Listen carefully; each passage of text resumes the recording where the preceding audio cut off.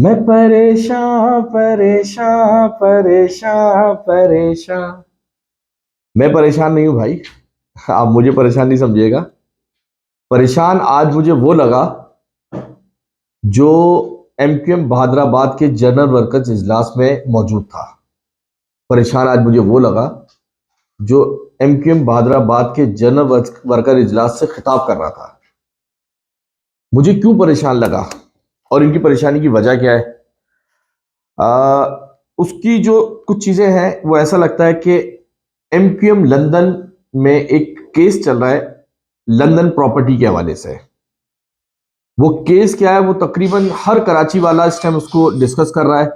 हर गली मोहल्ले चौराहे दुकान मकान हर शख्स जानना चाह रहा है कि आखिर ये केस किया क्यों है और वो केस हुआ क्यों और उसमें चाहते क्या है। अच्छा, उस केस के कुछ थोड़ा सा मैं आपको बैकग्राउंडर बताऊं कि ये केस 2020 में एमक्यूएम पाकिस्तान के रहनुमा हैं अमीनुल हक, जो इस टाइम मौजूदा एमक्यूएम पाकिस्तान में वफाकी वजीर की जो है वो हैसियत से मौजूद है। उन्होंने एक लंदन में केस फाइल किया था कि अल्ताफ हुसैन जिस घर में रहते हैं वो और उन समेत दीगर कुछ 7 प्रॉपर्टियां ऐसी हैं कि वो एमक्यूएम की मिल्कियत हैं, उनको एमक्यूएम के हवाले किया जाए। उस केस को उस टाइम फाइल किया था 2020 में और उसके बाद सब अपने अपने घर चले गए थे। लेकिन अब उसके ऊपर जो है वो हेयरिंग शुरू हो गई है लंदन के अंदर। जब हेयरिंग शुरू हुई है तो एमक्यूएम के जो बानी है अल्ताफ हुसैन वो रोजाना वहां पर आ रहे हैं, अदालत में पेश हो रहे हैं और उनके वकला उनके साथी वो लोग भी आ रहे हैं। और अल्ताफ हुसैन ने वहां से बड़ी वो कहते हैं ना कि सिंपैथी वाली लाइनें जो है वो बोली हैं, वो इनके लिए परेशानी का सबब बन गई हैं। वो सोशल मीडिया पे सर्कुलेट हो रही हैं। अल्ताफ हुसैन ने जो बातें बोली कि अपनी औलादें अपनी अगर जो अपने रूहानी बाप के साथ इस तरह की हरकतें कर रहे हैं तो इनकी औलादें भी इनके साथ ऐसा कर सकती हैं। फिर उन्होंने कहा कि अब मैं किसी से कुरान पाक पर हल्फ नहीं लूंगा, क्योंकि अगर मैं हल्फ लेता हूं तो ये इस तरह की हरकतें करते हैं और उससे मामला और खराब होते हैं। मतलब लुबे लुबाब ये है। अच्छा, तो ये तो है प्रॉपर्टी केस। अच्छा, उसमें हुआ ये कि आज 2 अहम डेवलपमेंटें हुई हैं। खालिद मकबूल सिद्दीकी ने जनरल में रखकर इजलास किया और मैं आपको बताऊं कि उस पूरे इजलास में खालिद मकबूल सिद्दीकी ने तकरीबन 37 बार लफ्ज परेशानी यूज किया कि हम परेशान नहीं है, वो परेशान है, हम परेशान नहीं है तो वो परेशान है। कभी वो पीपल्स पार्टी को परेशान कहने की कोशिश कर रहे थे, कभी किसी को कभी किसी को। और जो बॉडी लैंग्वेज थी वो ये बता रही थी कि खालिद मकबूल परेशान है। उन्होंने बर्मला इस बात का इजहार किया कि राब्ता कमेटी परेशान है। उन्होंने बर्मला कहा कि हम परेशान है, मतलब 37 बार ये लफ्ज यूज किया। अच्छा, परेशान मैंने आपको बताया कि लंदन केस है और दूसरा एक अहम मामला है वो है कराची के बल्दियाती इंतखाबात जो बहुत तेजी से सर पर आ रहे हैं। बज़ाहिर तो ये आज बल्दियाती इलेक्शन के हवाले से इजलास बुलाया गया था, लेकिन उसमें जो खालिद मकबूल थे वो कारकुनान को बंद अल्फाजों में समझाना चाह रहे थे कि भाई हम बहुत परेशान हुए हैं, क्योंकि कारकुनान की तरफ से ये प्रेशर आ रहा था।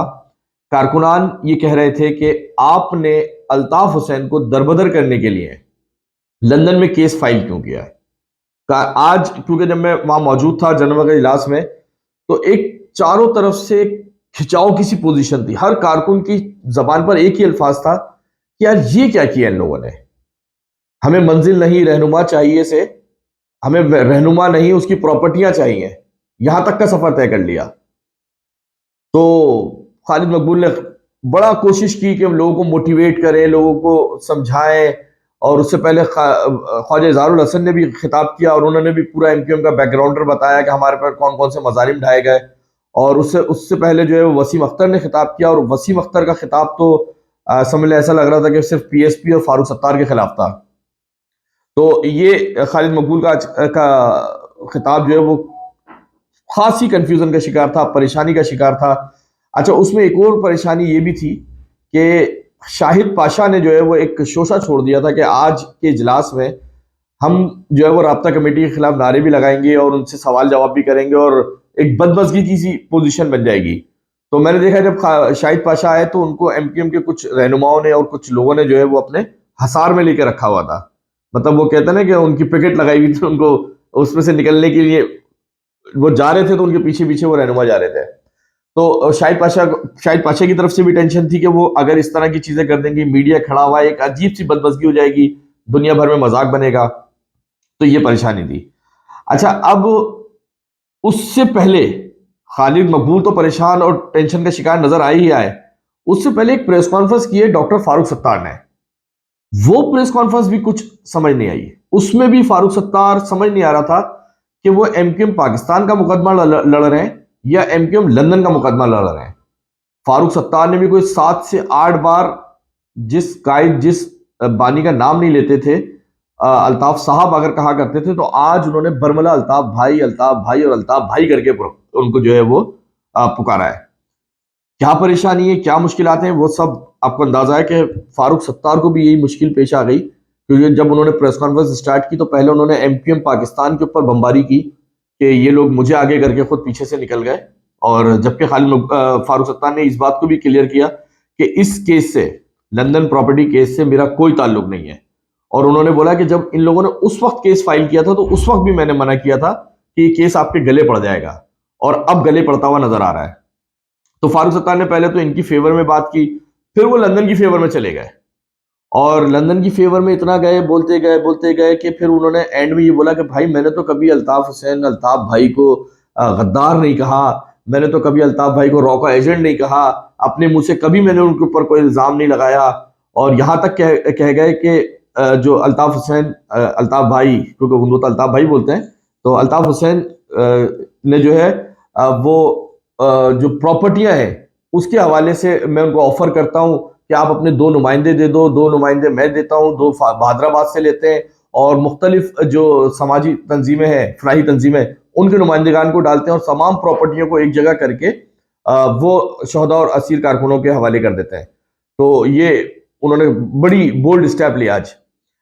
उसमें एक इंकशाफ भी करके गए फारूक सत्तार, और वो इंकशाफ ये था कि अमीनुल हक लंदन की प्रॉपर्टियों के ऊपर तो केस कर रहे हैं, लंदन की प्रॉपर्टियों पर अल्ताफ हुसैन को तो घर से दरबदर करने की कोशिश में वो मशरूफ है, लेकिन जो कराची के अंदर 35 प्रॉपर्टियां हैं, वो भी एमक्यूएम की, केकेएफ की प्रॉपर्टियां हैं, उनके ऊपर आज तक कोई उन्होंने किरदार अदा नहीं किया।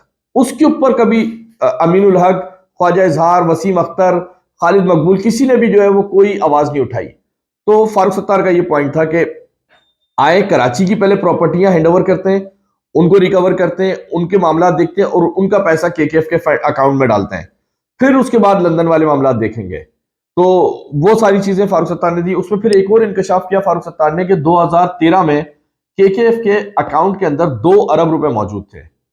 वो 2 अरब रुपए केकेएफ का मतलब है कि वो एमक्यूएम के थे। उसमें 2013 के बाद 2014 में यकमुश्त जो है वो 40 करोड़ रुपए निकाले गए, और वो 40 करोड़ के हवाले से जो मुझे थोड़ी सी मालूमात मिली है आगे पीछे से, वो बताते हैं कि 40 करोड़ रुपए बाबर गौरी साहब ने दुबई में मुंतकिल किए, और दुबई में भी एक केकेएफ की प्रॉपर्टी खरीदी गई थी, तो वो 40 करोड़ रुपए वहां मुंतकिल हुए। फिर 2015 के हवाले से पता चलता है कि 60 करोड़ रुपए कराची के एक सेनेटर है, साबिक सेनेटर, उन्होंने जो है वो कराची में कैश किए। वो 60 करोड़ रुपए सर निकले, तो 1 अरब रुपए ये निकल गए, बाकी बचे 1 अरब रुपए। उसमें से 97 करोड़, मतलब 97 करोड़ रुपए उस वक्त की राब्ता कमेटी और जो केकेएफ के उस वक्त के जिम्मेदार थे 2015 से 2016-18 तक जो भी रहे होंगे, उन्होंने जो है वो निकाले। जब 2022 मतलब 22 अगस्त 2016 हुआ है, तो उस वक्त केकेएफ के अकाउंट में टोटल 3 करोड़ रुपए थे। 2 अरब रुपए से 3 करोड़ तक का सफर ये 2 साल में तय हुआ है। वो कौन पैसे ले गया, कहां ले गया, किसी को कुछ नहीं पता। वो एक मिसाल है ना कि आते हैं गरीबों के नाम पर, हो जाते हैं अमीर, और गरीब का गरीबी रह जाता है। तो ये सब अमीर और अमीर क्या करोड़ों अरबों हो गए, और ये गरीब जो है वो बेचारे आज तक शौहदा, यतीम, और जो इनके शौहदा है उनकी फैमिलीज आज भी दरबदर घूम रही हैं। तो ये सारी चीजें हैं। तो फारूक सत्तार ने काफी अहम इंकशाफात किए और बहुत अहम पॉइंट भी उठाया कि पहले कराची की प्रॉपर्टियां जो है वो रिकवर कर लो। अच्छा, अब थोड़ा सा दोबारा बहादराबाद की तरफ आते हैं। बहादराबाद में जब जनरल वर्कर इजलास हुआ, तो उसमें जो मैंने आपको बताया कि बड़ी खिंचाव की सी पोजीशन थी, बड़ी वो क्या खौफ वाली पोजीशन थी, पता नहीं कहां से क्या हो जाएगा, कौन नारा लगा देगा, कौन क्या कर देगा, कोई बदमज़गी हो जाएगी। तो उसी दौरान हम देख रहे थे कि कारकुनान एक दूसरे पे नजर भी रखे हुए थे, आगे पीछे बिल्डिंगों में इधर उधर भी कुछ कारकुनान को खड़ा किया हुआ था कि खुदा न खास्ता कोई मिसहैप ना हो।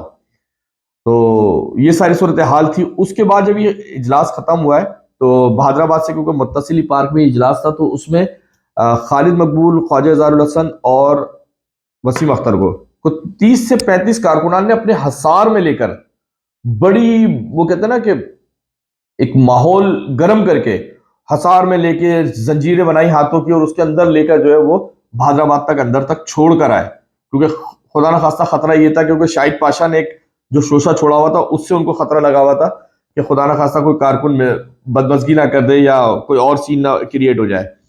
तो ये सारी सूरत हाल थी। अच्छा, अब मैं आपको बताऊं थोड़ा सा बैकग्राउंडर। ये केस तो इन्होंने लंदन में कर दिया है और लंदन में केस करने के बाद सारे परेशान हुए हुए हैं, सबको समझ नहीं आ रही कि अब हम क्या करें। जो हमें कुछ जरायों ने बताया कि एक अहम वफाकी वजीर थे एमक्यूएम की, उन्होंने सिंध की एक आला तरीन शख्सियत है, सियासी शख्सियत, उनसे एक मुलाकात हो रही थी, तो उसके अंदर उन्होंने कहा कि मुझे जो है वो बुलेट प्रूफ गाड़ी चाहिए। तो उसने उन्होंने अजराह तफरी पूछा कि भाई क्यों, आपको कौन सी ऐसी थ्रेड आ गई? तो उन्होंने बताया कि वो लंदन का केस चल रहा है और उसकी वजह से सोशल मीडिया पे बड़ा जो है हमारे खिलाफ माहौल गर्म है। तो उन्होंने अजराह तफरी एक बात बोली कि आपको बुलेट प्रूफ गाड़ी चाहिए तो लंदन से केस जीत जाएंगे, पैसे आ जाएंगे, उससे ले लेना।